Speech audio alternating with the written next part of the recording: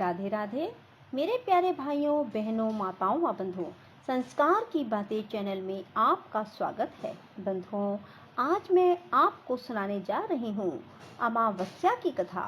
बंधुओं, आज ज्येष्ठ मास की बड़ी अमावस्या है और इसके साथ ही आज के दिन वट सावित्री व्रत किया जाता है। बंधुओं, जो मनुष्य भी आज ज्येष्ठ मास की अमावस्या की कथा को सुनते हैं, उन पर भगवान की असीम कृपा बरसने लगती है। बंधुओं, यदि आपने हमारे YouTube चैनल को अब तक सब्सक्राइब नहीं किया तो जरूर करें और बेल आइकन दबाना ना भूलें, ताकि आपको हमारी आने वाली सभी वीडियोस की जानकारी सबसे पहले हो सके। बंधुओं, वीडियो को पूरी सुनने के बाद कमेंट बॉक्स में जय विष्णु भगवान की, जय शिव शंकर भोलेनाथ की जरूर लिखें। बोलो विष्णु भगवान की जय, शिव शंकर भोलेनाथ की जय हो। ये एक ऐसी कहानी है जिसे आपने पहले कभी नहीं सुना होगा। यदि मनुष्य ने जीवन में पूरे सुख की प्राप्ति करनी है तो एक बार इस कथा को पूरी सुने और इस कथा में बताए अनुसार अमावस का व्रत करें। कथा सुनकर आपको पता लग ही जाएगा कि अमावस के व्रत करने से मनुष्य के पास दुख फटकने भी नहीं पाते। अमावस पितरों का दिन होता है।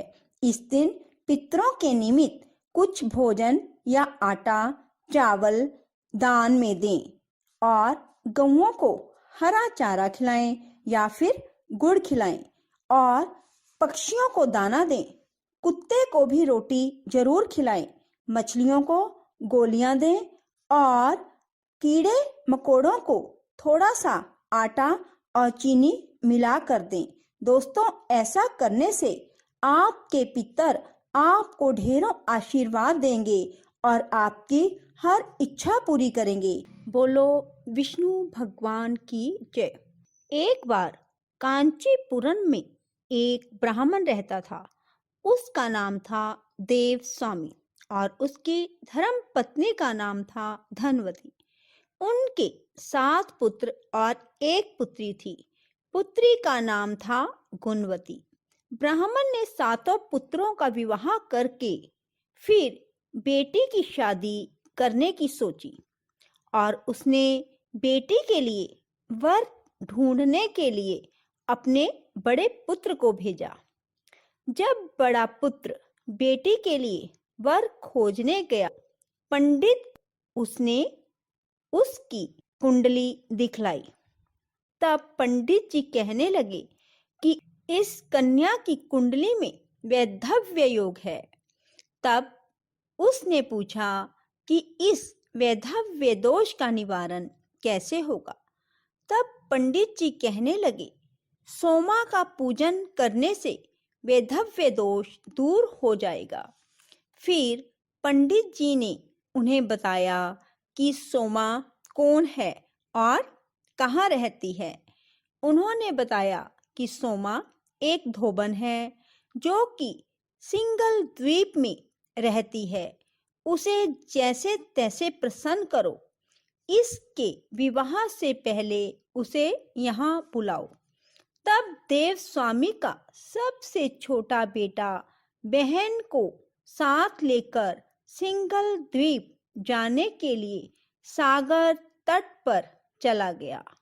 दोनों सागर पार करने की चिंता में एक वृक्ष की छाया में बैठ गए।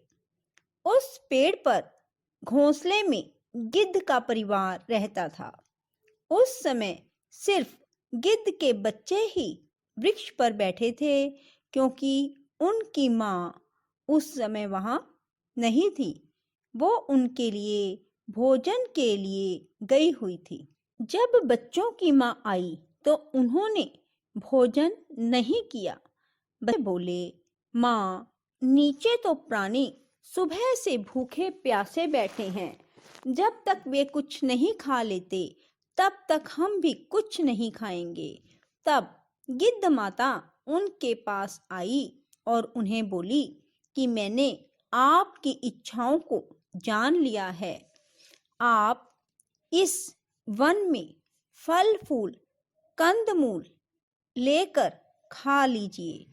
उसके बाद मैं तुम्हारी सिंगल द्वीप की सीमा पार करवाने में मदद करूंगी। वे दोनों भाई बहन गिद्ध माता की सहायता से सीमा के पार जा पहुंचे। प्रातः उठकर सोमा का घर बुहारने लगे। सोमा के घर का सारा काम उनके उठने से पहले ही कर देते। तब सोमा की बहुओं ने उनसे पूछा कि आप हमारे उठने से पहले ही सारा काम क्यों कर देती हैं? तब सोमा बोली, मैं तो काम नहीं करती, मुझे तो ऐसा लगा कि तुम लोग मेरे उठने से पहले ही सारा काम कर देती हो।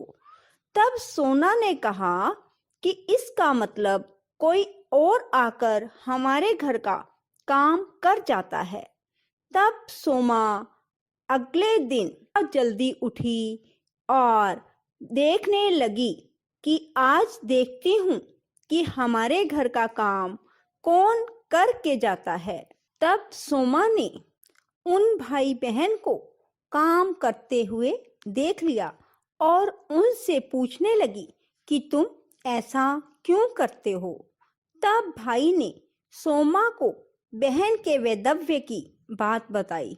सोमा उनकी सेवा से बहुत प्रसन्न थी और उनके घर पहुंचने का वचन देकर कन्या के वैधव्य दोष के निवारण का आश्वासन दिया। पर भाई ने उनके साथ ही जाने का आग्रह किया। तब सौम्य उनके साथ चलने को तैयार हो गई। सोमा ने अपनी बहुओं से कहा, मेरी अनुपस्थिति में किसी का अगर देहांत हो जाए तो उसके शरीर को नष्ट मत करना, मेरा इंतजार करना। सोमा भाई बहन के साथ कांचीपुरम पहुंच गई। दूसरे दिन उसकी शादी की गई और उसका पति मर गया। तब सोमा ने अपनी जो व्रत किए थे उस संचित पुण्यों का फल गुणवती को दे दिया और उसका पति जीवित हो गया। उधर संचित पुण्य उसे देने से सौम्या के पति, पुत्र और जमाता की मृत्यु हो गई। सोमा ने पुण्य फल संचित करने के लिए मार्ग में पीपल वृक्ष की छाया में विष्णु जी की पूजा करके 108 परिक्रमा की। उसके परिवार के लोग जीवित हो उठे। निष्काम भाव से सेवा का फल मधुर होता है। राधे राधे, जय श्री कृष्णा। यदि आपको हमारी वीडियो पसंद आए तो इसे लाइक करें और शेयर भी जरूर करें। धन्यवाद।